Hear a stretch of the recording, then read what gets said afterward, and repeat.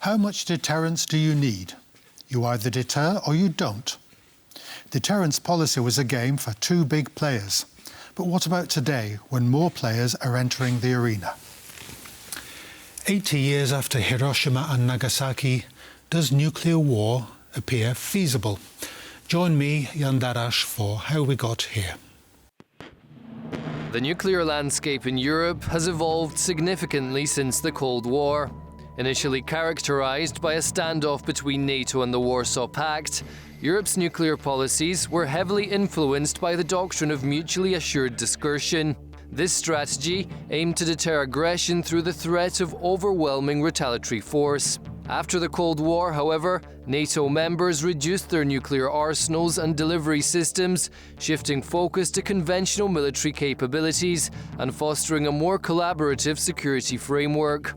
With President Vladimir Putin increasingly leveraging nuclear threats as a means of coercion against NATO allies, the stakes have escalated significantly. As Russia expands its nuclear arsenal and capabilities, NATO's cautious and incremental approach to deterrence raises concerns about potential miscalculations. To effectively counter these evolving threats, experts argue that NATO must adopt a more comprehensive strategy. While the bloc doesn't need to match Russia's nuclear capabilities one-to-one, it could significantly strengthen its deterrence measures beyond current efforts. While any enhancements may provoke Russian complaints of escalation, the reality is that NATO must act decisively to bolster its nuclear posture. Sir Michael Quinlan's metaphor of a roof needing pillars underscores this need. It's better to have more support than too few in order to ensure stability and security in an increasingly volatile environment.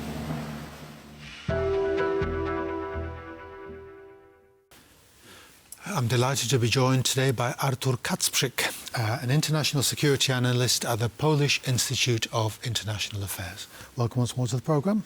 Hello, thanks for having me. You're the co-author of a paper with William Albrecht, and you wrote in it, as Russia escalates its nuclear threats and aggressive actions, NATO members continue to show too much self-restraint.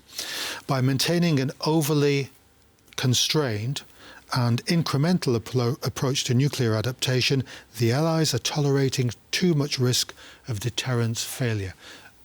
That seemed to me that was a key sentence in your conclusion. Can you explain that to us? What exactly did you mean by this incremental approach?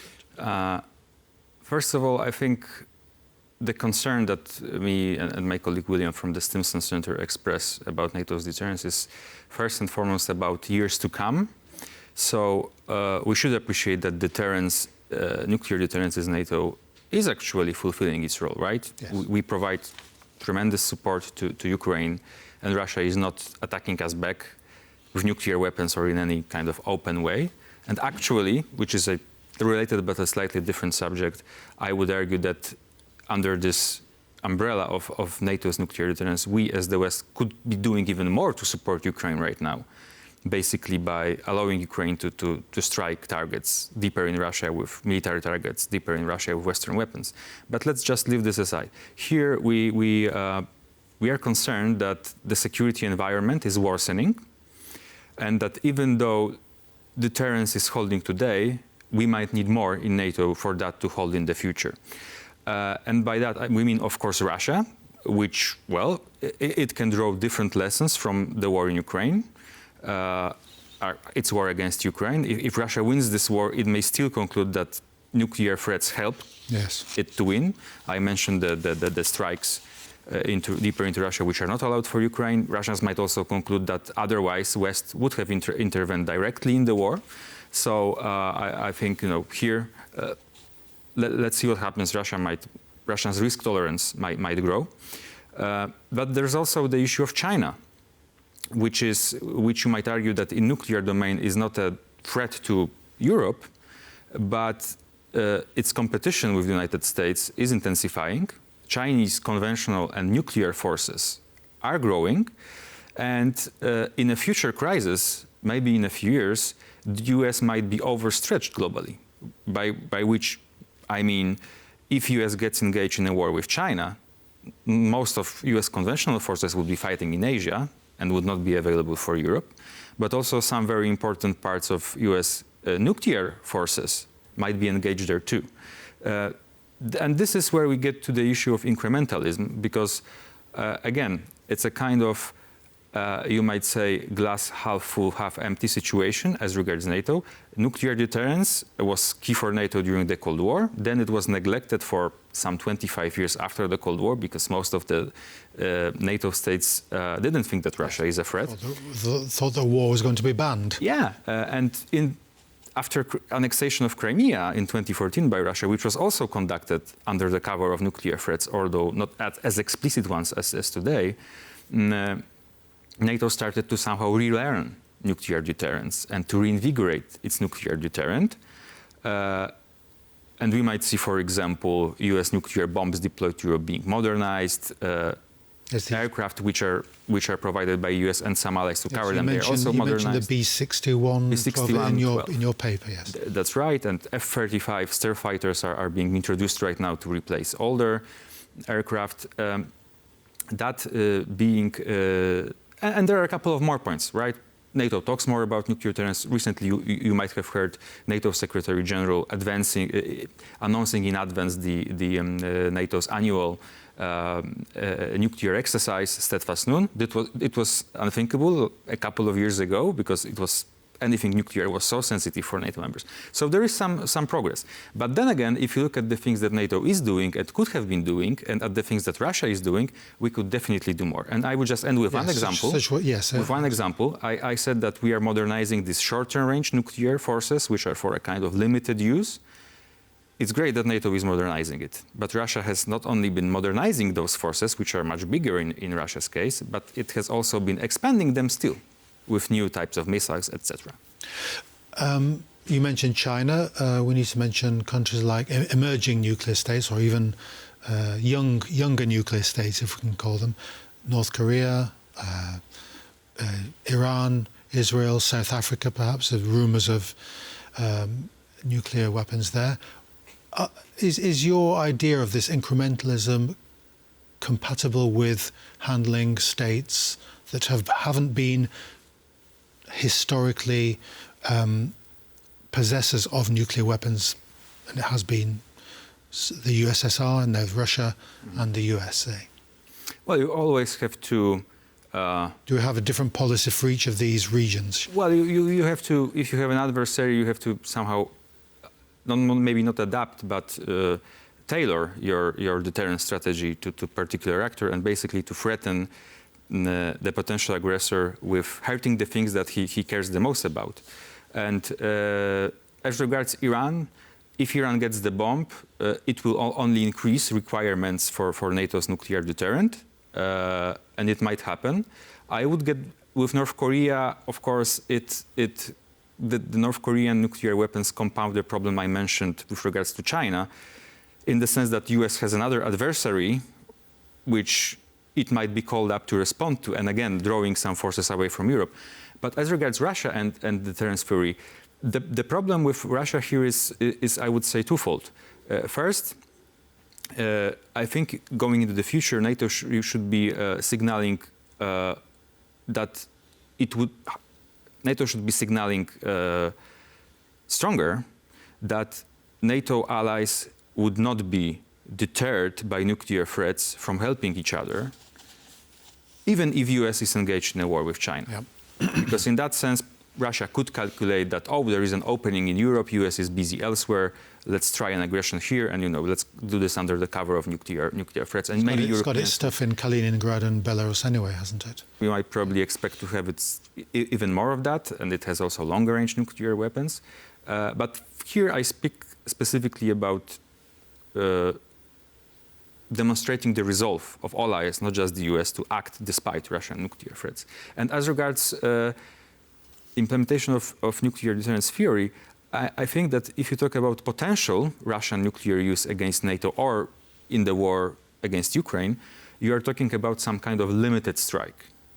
So using one, two, a few warheads, which might play military role. They might target this as at a base or something, but the main thing, if they do this, would be to paralyze us. Yes, and this soberizing the West. Right, and the requirement on NATO's side is that we should be able to respond also with some kind of limited strike to show that there would be a response if you keep escalating, but at the same time tune this response so it isn't seen as a kind of escalation. So it's about finding a proper balance.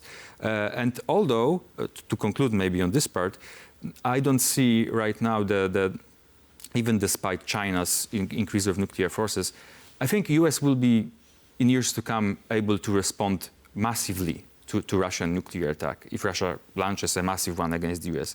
And it might sound a little bit paradoxical, but actually the forces, the availability of forces which concerns me in the future are those which carry lower yield warheads, like US bombers, and like the forces we have in Europe. So the calculation, I think, by me and my colleague in the article is that if you assume that US certain nuclear forces might be busy elsewhere, then you have to strengthen NATO's nuclear forces in Europe and have allies contribute more to that, not just modernize, but expand nuclear forces. You seem to be advocating that NATO should be more, not necessarily aggressive, but less defensive. It's a very defensive... I would say maybe less reactive and more active in sending nuclear deterrence messages to Russia, by which I don't mean doing the very same things that Russia is doing. NATO doesn't have to mention nuclear weapons every week or every time Russia does something that we don't like. And we always can somehow step up our messaging during the crisis where the threat is very acute. But even in peacetime, I think it's important to be even clearer and stronger than now in sending messages to Russia. And it's partly about rhetoric. I think that some governments still, even at this stage of the war, tend to mention escalation fears when it comes to supporting Ukraine too often, and maybe too rarely some governments are expressing confidence in NATO nuclear deterrence. But here, getting back to the clue of what we are recommending, is that having a bigger nuclear posture, bigger nuclear force in Europe would meet both goals. First of all, it would send a signal to Russia that we are not as sensitive about nuclear weapons as they might think now or they might think in the future. So, in part, precisely because deploying new nuclear weapons or having new countries in nuclear sharing would be controversial among NATO members, then precisely because of that, it would carry, I think, weight, send a strong political signal. But the other issue is to have these improved nuclear response options in Europe. Yes, I remember when I was a lot younger, the Pershing II missiles being deployed on the NATO front, and that seemed to call Russia's, or the Soviet Union's bluff. The response to their I think Su-24s, but huge missiles, NATO responds, and it worked.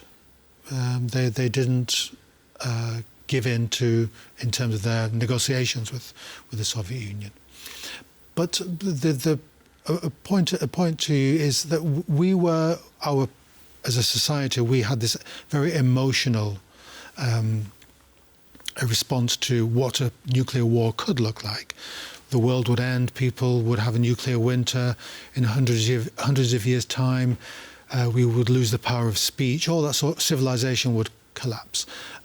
You mentioned also that in your paper that Western societies, NATO societies, should be prepared. Can you give us an insight into how we should prepare ourselves mentally for this renewed idea of a possible nuclear war? That's also part of, I would think, messaging from the governments to their societies, is that unfortunately we need nuclear deterrence because we have a very aggressive Russia, which is threatening us.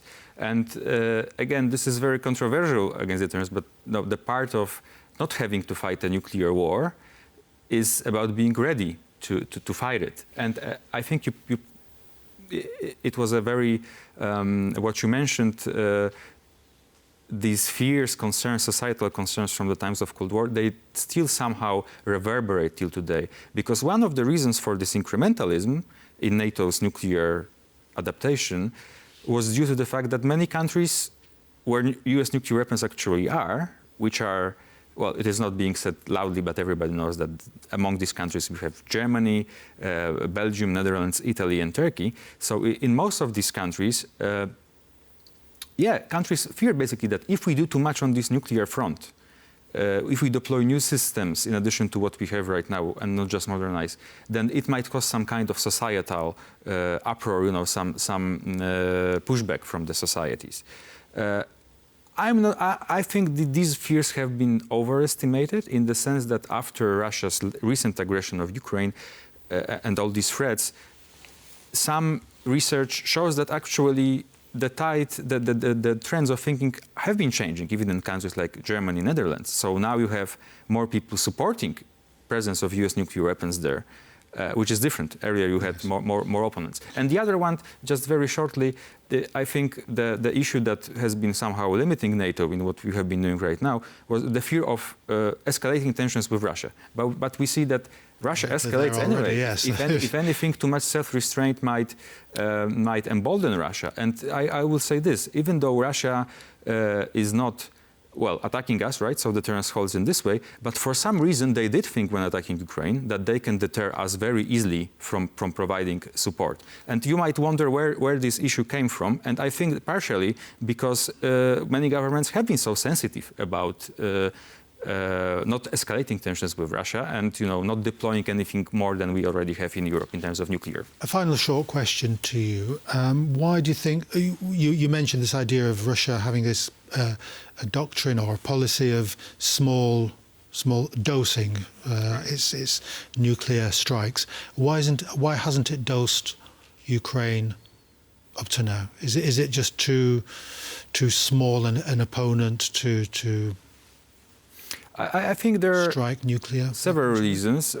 Well, first of all, you never know if somebody is deterred unless he or she tells you they are deterred. But I do think they are deterred from doing it. You know, US allegedly warned that it might intervene conventionally if they do this, but they've been warning also from Russian partners like India and China that there might be some repercussions. So I think, first of all, they are deterred. That's why I say deterrence holds also in this case. But the other thing is that, well, I don't think the deterrence has been fully tested because Russians so far in Ukraine, they haven't been on the verge of a really strategic defeat, you know, situation in which they cannot continue fighting, they cannot continue attacking. So maybe the test in Ukraine as regards nuclear deterrence, maybe it could come, but and here again, it's a good news, bad news kind of situation. Ukraine is unlikely to be able, in the near future, to push out Russians, you know, from the territories taken in recent 2 years. So some would say that, I'm not one of them, but some would say, oh, it's good because we won't have this nuclear threat really, you know, being really immediate. But the bad thing is that, as I said, if Russians win this war, they might be emboldened. And that's why there are various options. We don't have time to go through all of them, in which we can signal, which we can enhance our capabilities even more. Obviously, deploying things like you mentioned, some kind of new Pershing IIs, would be very effective militarily. They are more difficult to find and destroy than aircraft on the in the air bases. All of this would be probably more controversial and more demanding in terms of time you need to deploy it. But you can start, for example, by having more countries having their aircraft being certified to carry US nuclear weapons. So you have bigger reserve force, for example. Or you can have more countries having conventional long-range missiles which could support nuclear mission, you know, by taking out enemy air defense if necessary. So I would say there is a wide spectrum of things that NATO hasn't done yet, and it could do and should do. Mind games. Thank you very much, Artur Kacprzyk, for coming onto the programme. Wonderful to have you. Thank you. Yet again. Thank you. So that's been it. Do join us next time for How We Got Here.